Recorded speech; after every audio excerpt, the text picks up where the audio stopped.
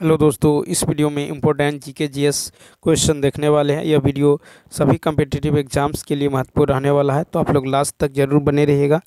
तो चलिए देखते हैं क्वेश्चन नंबर फर्स्ट से। क्वेश्चन नंबर फर्स्ट है कि 16वीं शताब्दी में किस भारतीय शासक ने चांदी का सिक्का जारी किया और इसे रुपये का नाम दिया। तो देखिए, फर्स्ट का जो राइट आंसर होगा ये होगा ए ऑप्शन, यानी शेरशाह सूरी। 16वीं शताब्दी में भारतीय शासक शेरशाह सूरी ने चांदी का सिक्का जारी किया और इसे रुपये का नाम दिया है। शेरशाह ने 178 ग्रेन का चांदी का रुपया और 380 ग्रेन का तांबे का दान कर चलवाया था। शेरशाह के बचपन का नाम जो है फरीद खां था। शेरशाह ने उत्तर भारत में द्वितीय अफगान साम्राज्य की स्थापना किया था। 1540 ईस्वी में कन्नौज या बिलग्राम के युद्ध में हुमायूं को पराजित कर शेरशाह ने जो है सूर वंश की स्थापना किया था। नेक्स्ट है कि यू कैन विन नामक पुस्तक के लेखक निम्नलिखित में से कौन है।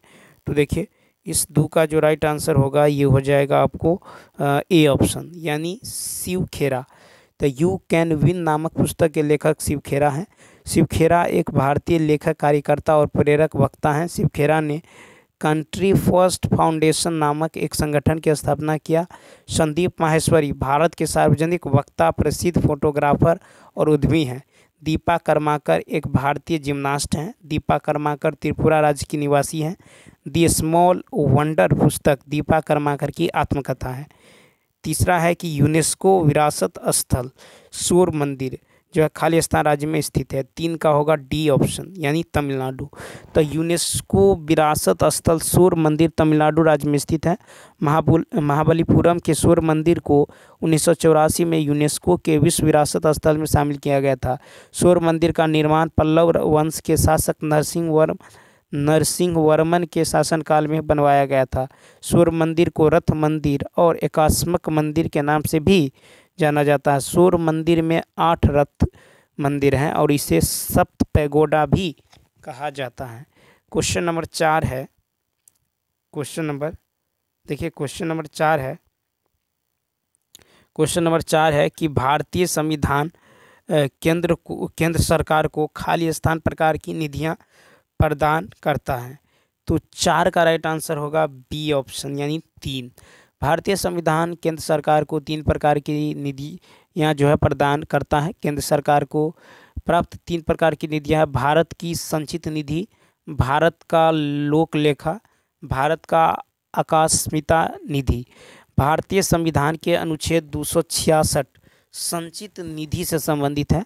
संचित निधि में सभी प्राप्तियां उधार ली जाती हैं और भुगतान जमा किए जाते हैं। भारतीय संविधान के अनुच्छेद 266(2) लोक सेवा से संबंधित है। लोक लेखा में भविष्य निधि जमा, न्यायिक जमा, बचत बैंक जमा, विभागीय जमा आदि शामिल है। भारतीय संविधान का अनुच्छेद 267 जो है आकस्मिकता निधि से संबंधित है। आकस्मिकता निधि राष्ट्रपति के अधिकार में रहता है। आकस्मिकता निधि से समय समय पर आकस्मिक कार्य हेतु निधियां प्राप्त की जाती हैं। Question number 5।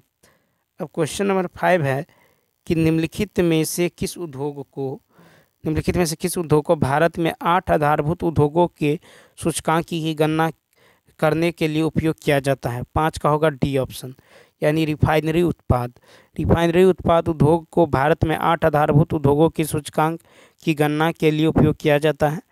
ICI चयनित 8 कोर उद्योगों में उत्पादन के सामूहिक और व्यक्तिगत प्रदर्शन को मापा जाता है। 8 उद्योगों में शामिल हैं कोयला, कच्चा तेल, प्राकृतिक गैस, रिफाइनरी उत्पाद, उर्वरक, इस्पात, सीमेंट और बिजली।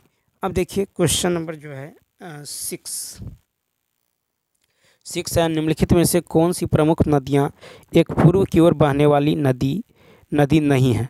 तो बी ऑप्शन, नर्मदा। तो देखिए, नर्मदा नदी पश्चिम दिशा में बहने वाली नदी है।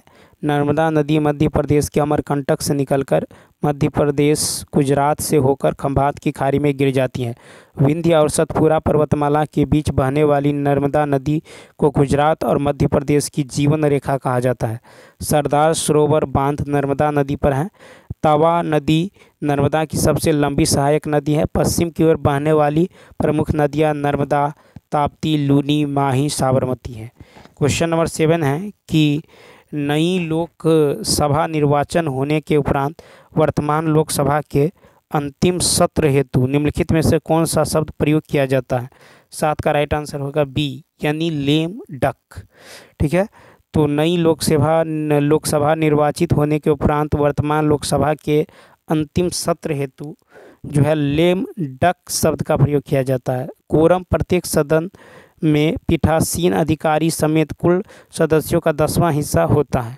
लोकसभा और विधानसभा के लिए अस्थायी अध्यक्ष के लिए प्रोटेम शब्द का उपयोग किया जाता है। प्रोटेम जो है ये स्पीकर की नियुक्ति केंद्र में राष्ट्रपति और राज्य में गवर्नर करता है।